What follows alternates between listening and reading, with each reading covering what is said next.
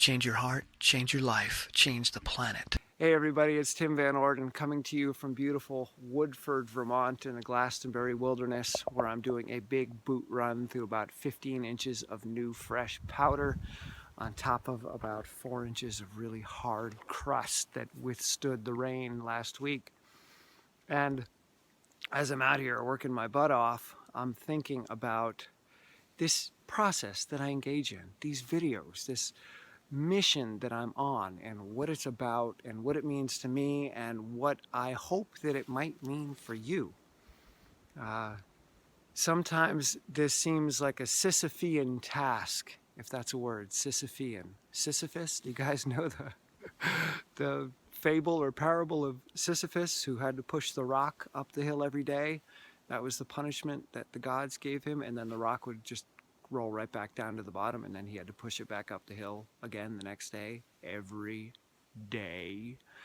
And for me, as someone who has turned into a 48-year-old man with a brain prone to depression and a pessimistic explanatory style, which I inherited from possibly family members, maybe. Look that up if you don't know about negative explanatory styles and how we inherit them from our primary caregivers. Anyway, I got a tough brain. And every day I wake up in a challenged state, and that's okay. That used to really bother me, and it used to control my life, and it used to stop me from engaging because I would just lay in bed till 10, till 11, till noon, till 2 in the afternoon, and just lie there thinking in this default state of rumination. And what studies now show is that there's a part of the brain that they call the default network that is engaged whenever we are not doing something meaningful, whenever we are not doing something that engages us powerfully. We go into a default mode. And when we engage in tasks that are the same as tasks that we've done a million times, like driving, for instance. When you first learn how to drive, you're very conscious, you're very present. You're freaking out about the gas pedal and the brake pedal and the steering wheel.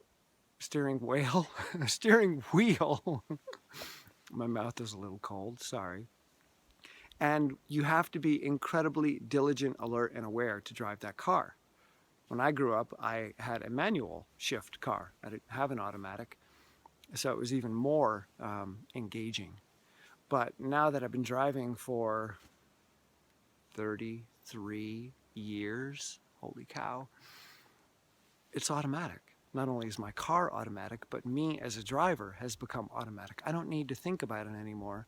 So I can go into a default mode while I'm driving. I can drift into rumination, into thought, into simulation in my brain as I simulate possible outcomes of things that are happening right now, which is where a lot of depression comes from, because we simulate negative outcomes on a regular basis.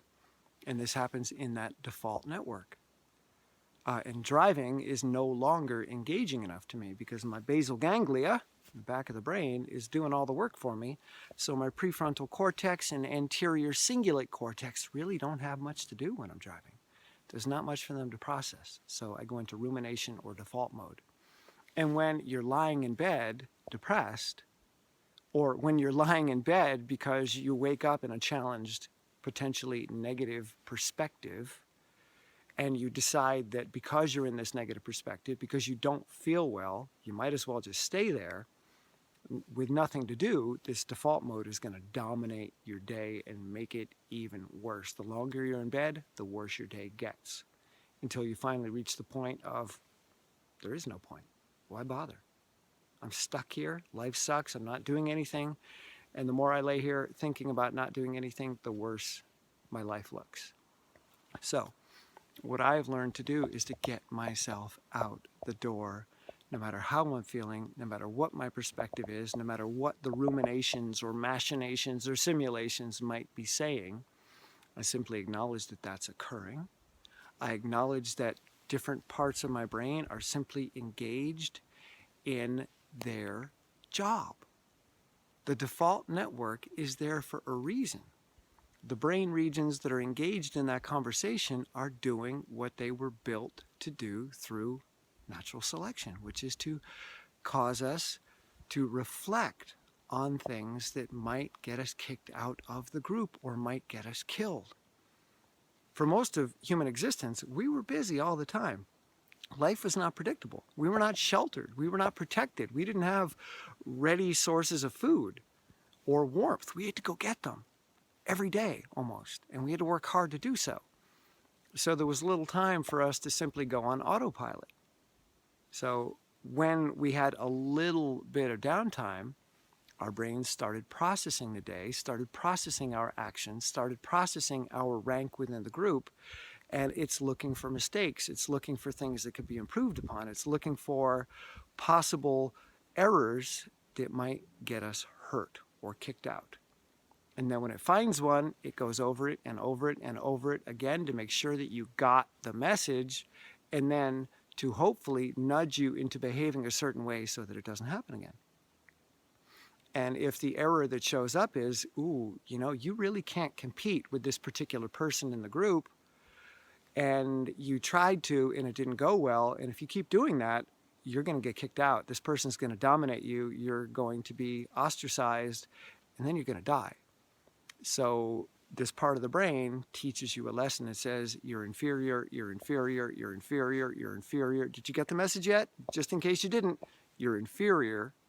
Not to make you feel bad, but it uses feelings of badness to teach you the lesson so that you don't confront that person anymore. Why? Because if you do, there's a good chance you'll lose, you get kicked out, and you die.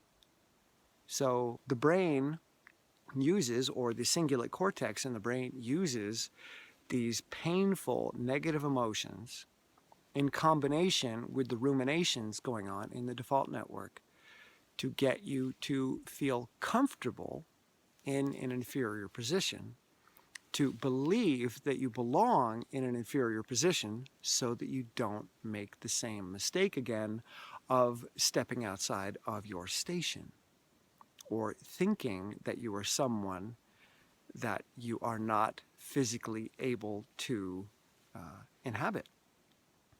And this stuff happened way back in the day when the world was far more primitive and where physical strength and domination was incredibly important. And we don't live in that world anymore, but we still have that same brain. Our technology advances at a ridiculously fast rate, but our brains are still 50,000 years old. Tiny, tiny, tiny modifications since then. Not significant enough to change the fact that we have the brains of our paleo ancestors. So, long introduction to me being out here, getting out of the house, getting out of bed, getting out of the ruminations, and getting into action, getting engaged, doing something really difficult. This is the beginning of my why I'm out here, why I do this. To give me something to do to turn off the rumination machine, to turn off the default network, to get me engaged in something that I can't do on autopilot. Not only am I running through very challenging terrain through an uneven forest, I'm not on a trail right now. I'm just running through the woods. There's no trail here. Some spots are more open than others, but sometimes I'm just pushing through the trees. So I've got to deal with that, and I have to be present and conscious as I'm navigating up and around and over and dodging and weaving and getting my legs stuck or trudging through snow that might have drifted sometimes up to my waist. But I'm also listening to a science-based book, and I'm engaged in that. And I'm thinking about how this book applies to what I'm doing and applies to my mission. And I'm thinking about my fitness, and I'm thinking about many things. So I'm engaged on so many different levels that the default network, which is where my depression lives, turned off, gone, vanished. I'm never depressed out here. I'm never ruminating out here. I don't have time. There's no reason to. My brain says, okay, we've got something to do, so we don't need to reflect. Let's do. We're in doing mode. We're in go mode. So back to the idea of this being a Sisyphean task. I wake up every day depressed. I come out here every day and I push a rock up the hill. I push my body through the snow. I push myself up a mountain. And then the next day I got to do it all over again. I wake up feeling bad. I get out. I push the rock up the hill to wake up and have the rock be back at the bottom again. Why would I do this? Why would anybody do this? Most people think that there needs to be some significant meaning, that there needs to be a goal of getting the rock up the hill, that if I can push the rock up a different hill every day, that'll have value. But if I just keep pushing the same rock up the same hill over and over again, what's the point? Well, the point is that you're allowing yourself to shift into a different mental state, into a different perspective, by getting different brain regions engaged and not identifying with your ruminations or identifying with the negative feelings or perspective that you might wake up with, because they're not the entirety of you. They're simply different parts of the brain doing their job based on their having evolved in a very different world. And that's not all of you. It's just one particular brain region or one particular circuit doing its thing. But I've got other brain regions. I've got other circuits that are dormant at the moment. So let's wake them up. Let's get them engaged. Let's move around inside of my brain. Like sitting in a chair. I'm not using my legs. I'm not using my arms. I'm cutting off blood flow to the major arteries in my legs. I'm kinking my knees and hips and ankles, which makes the blood flow even more difficult as I put pressure on it. So I put myself in a really challenged state. But if I get up and move those body parts, they start performing better. Same with the brain. I can have the brain idle, the prefrontal cortex, the part where we work hard in our brain essentially, where we are consciously engaged in an activity. It's offline if you're not doing anything. So get it up out of the chair, get it moving, just like my legs, just like my arms. Get them moving and they perform better. So I don't need there to be a big goal. I don't need this to be leading towards something. I don't need this to be a cure for depression. I don't need this to be about winning a race. I don't need this to be about losing weight. I don't need it to add up to something in the future. It's simply me changing my day, changing my experience. Like showering. Oh my God, I've got to take another shower? I just took one last night, or I just took one yesterday. I don't want to have to take another shower. You mean I've got to clean myself every single day? Are you kidding me?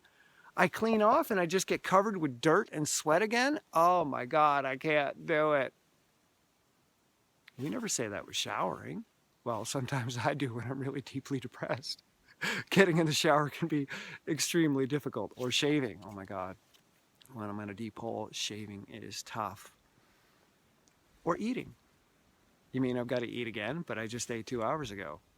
See, we don't think this way about the tasks that we engage in on a regular basis, like eating and hygiene and brushing our teeth. But for some reason, when it comes to getting ourselves moving, when it comes to dealing with the tasks that engage us towards a goal, not a result goal, but a process goal, we think, I got to do this again. Come on, I don't want to have to do this again. I want to go to the gym once and have that be enough. But think about eating. Do you want to eat once and have that be enough? No, you enjoy eating. So I've taught myself how to enjoy this.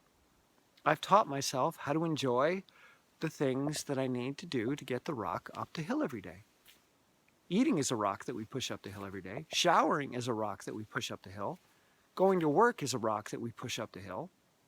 Sometimes we do complain about work, but why does exercise have to be any different?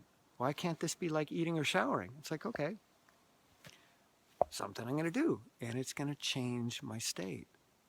Doesn't need to lead towards something, because it leads towards someone. A more powerful version of me. Not 6 months from now. Today, right now. I've already shifted. I've been out here for about 40 minutes, and I've already shifted. When I first got out here, it was tough going. In these boots, hard work. You want to talk about hard work? I'm not just running. I'm running in deep snow with heavy boots. But now, 40 minutes in, I can stay out here for hours. because I've shifted. There's a different Tim here right now because different circuitry is dominating my experience. And I made that happen on purpose. It was my choice. Just like taking a shower is your choice. Okay? So I hope there's something in there for you. I'm going to continue wandering through the woods, and just in case you want to emulate what I'm doing, if you don't know the woods really well, don't go wandering through the woods. It's easy to get lost and end up in big trouble. So please don't try this at home if you're not experienced in woods wandering and know the terrain really, really well. I don't want anybody getting lost out there, okay? Lost or lost in thought. I want you to be found, and found powerfully, okay? That was a beast of a workout. I did 8.02 miles, which is the Vermont area code, so that's a fun coincidence. And now I'm enjoying a cashew cookie Lara bar, and I want to remind you that if you want to help keep this channel alive, you can support me on Patreon for just $2 a month. We get to keep this channel going because there's a lot more content that I want to create on a more consistent basis, and your support allows me to do that. So for $2 a month, you help me keep this channel alive, and you get content that is available exclusively on Patreon. I'm starting a new podcast called A Mind in Motion, which I just recorded my first episode out there on the run, and I'm going to be putting up that new 36-minute podcast on Patreon only. So for $2 a month, you get a bunch of new content that nobody else has access to, and you help me keep this channel free and alive. All right. I love you guys. See ya.